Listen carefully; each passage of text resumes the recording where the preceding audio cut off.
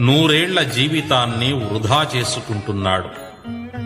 తన బిడ్డల కోసం కండలు కరిగించి కష్టించి ధనము ఆస్తులు సంపాదించి ఇచ్చి చివరకు తన శరీరం ముసలితనంతో శిథిలమైనప్పుడు, తనవారే తనను ఆదరించకపోయినప్పుడు, అసహ్యించుకుంటున్నప్పుడు కుమిలి కుమిలి విచారిస్తాడు.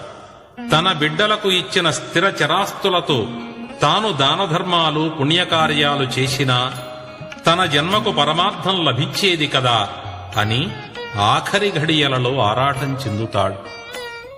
నీరు మొత్తమూ వెళ్లిపోయిన తరువాత చెరువుకు కట్ట ఎంత గట్టిగా వేసినా ఏమీ ఫలితం ఉండదు.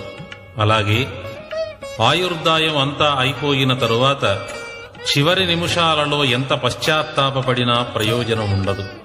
అందువలన ఏమీ చెయ్యలేక, చేయాలని ఉన్న శక్తి చాలక